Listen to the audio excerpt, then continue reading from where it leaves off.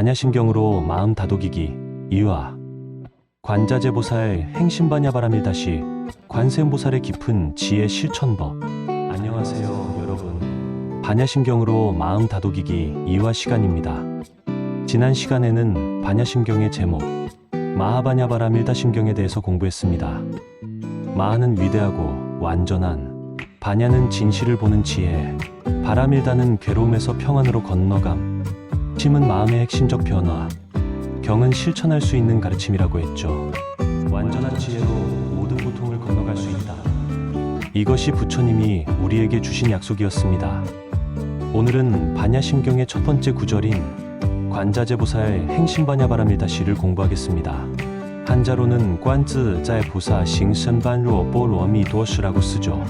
우리말로 번역하면 관자재보살이 깊은 반야바라밀다를 행할 때 라는 뜻입니다. 여러분, 이 첫 구절에서 벌써 놀라운 메시지가 숨어 있습니다. 바로 관세음보살께서 우리에게 직접 지혜를 전해주신다는 것이죠. 오늘 이 시간을 통해서 여러분도 관세음보살과 같은 지혜를 일상에서 실천하는 방법을 배워보겠습니다. 관자재보살이란 누구인가? 먼저 관자재보살이 누구인지부터 알아보겠습니다. 관자재보살은 관세음보살과 같은 분입니다. 관세음보살, 관음보살이라고도 부르죠. 왜 이름이 여러 개일까요? 산스크리트어 이름을 번역하는 방식이 시대마다 조금씩 달랐기 때문입니다. 관자재 관즈자에는 자유롭게 관찰하는 분, 관세음관시이는 세상의 소리를 들으시는 분, 관음관이는 소리를 관찰하시는 분 이라는 뜻입니다. 모두 같은 분을 가리키는 이름들입니다. 그럼 관세음보살은 어떤 분일까요? 첫째, 자비로우신 분입니다. 중생들의 고통을 보시면 그냥 지나치지 못하시는 분이에요. 마치 어머니가 자식의 아픔을 보면 자신이 더 아파하는 것처럼 관세음보살은 우리의 괴로움을 자신의 괴로움으로 여기시는 분입니다. 둘째, 지혜로우신 분입니다. 단순히 동정하시는 것이 아니라 근본적인 해결책을 알고 계신 분이에요. 마치 훌륭한 의사가 병의 원인을 정확히 진단하고 올바른 치료법을 아는 것처럼 관세음보살은 고통의 원인과 그 해결법을 정확히 아시는 분입니다. 셋째, 능력이 있으신 분입니다. 알기만 하시는 것이 아니라 실제로 도울 수 있는 능력을 가지신 분이에요. 그래서 예로부터 우리나라에서는 어려운 일이 있을 때 관세음보살 하고 부르는 것입니다. 그런데 여러분, 여기서 중요한 점이 하나 있습니다. 관세음보살이 우리를 도와주시는 방법은 마법처럼 문제를 없애주시는 것이 아닙니다. 우리에게 지혜를 주셔서 우리 스스로 문제를 해결할 수 있도록 도와주시는 것입니다. 마치 좋은 선생님이 답을 직접 알려주는 것이 아니라 스스로 답을 찾을 수 있는 방법을 가르쳐주는 것과 같습니다.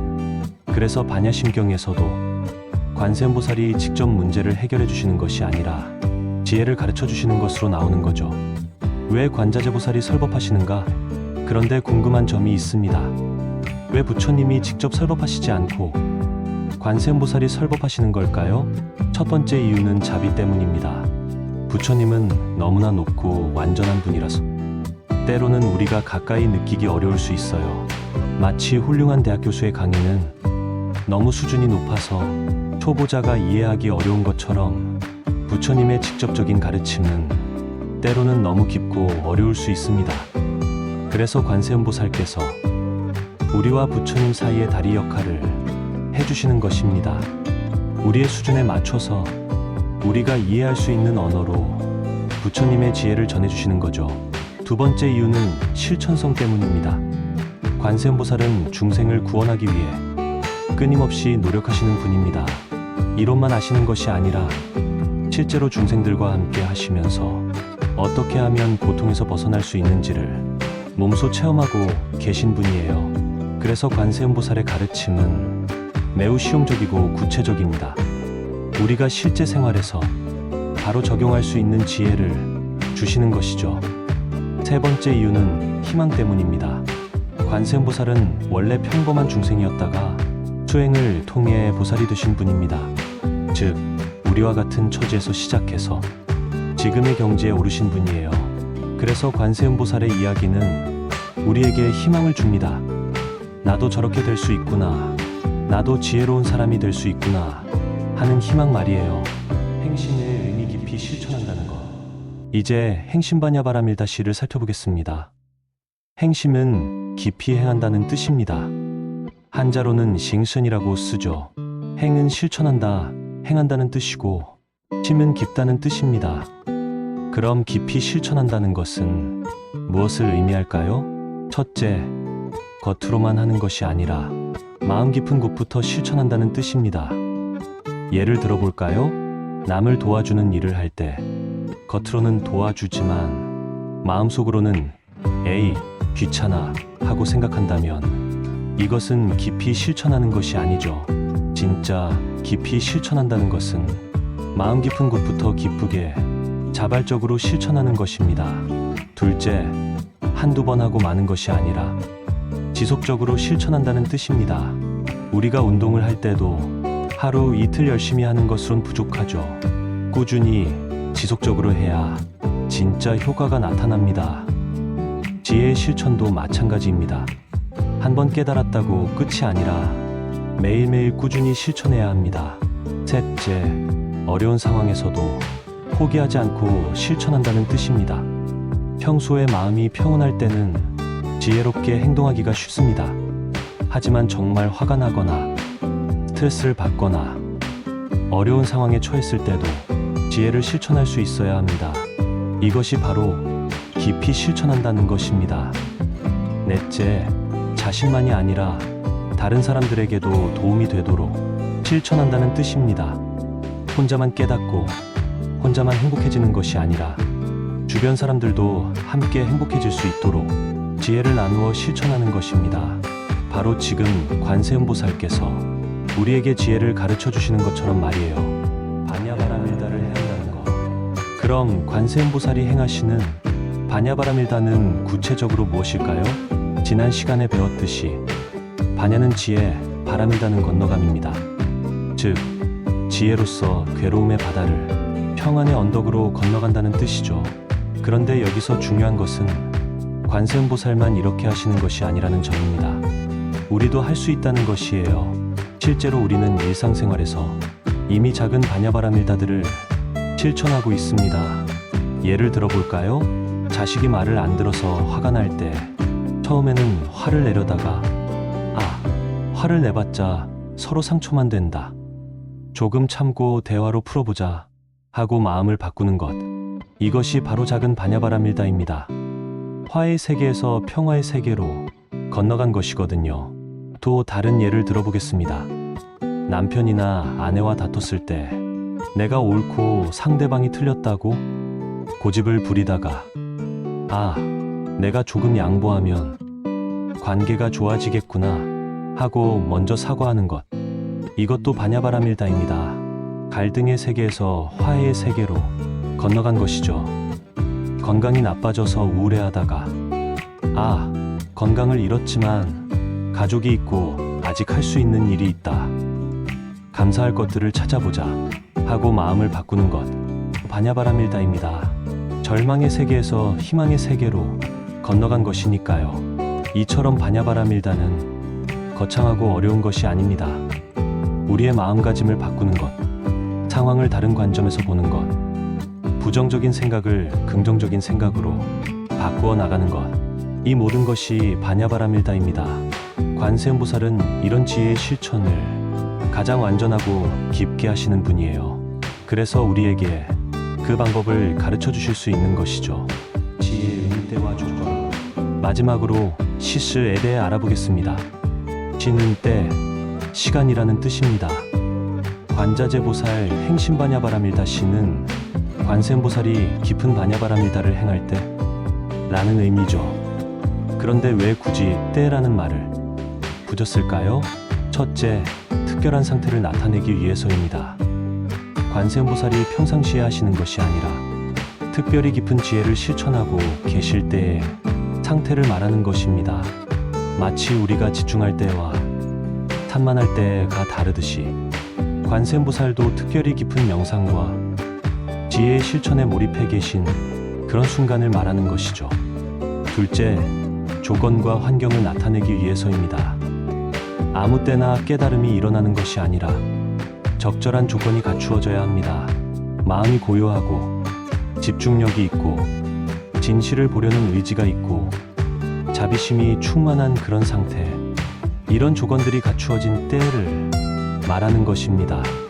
셋째, 지속성을 나타내기 위해서입니다. 한순간의 깨달음이 아니라 지속적으로 그런 상태를 유지하는 그런 때를 의미합니다.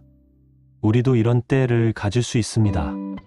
예를 들어 조용한 아침에 차 한 잔 마시면서 감사한 마음으로 하루를 시작할 때, 가족들이 잠든 밤에 하루를 돌아보며 반성하고 감사하는 마음을 가질 때, 어려운 일을 겪으면서 이것도 내가 성장할 수 있는 기회구나 하고 받아들일 때, 이런 순간들이 바로 우리의 바냐바라밀다시입니다.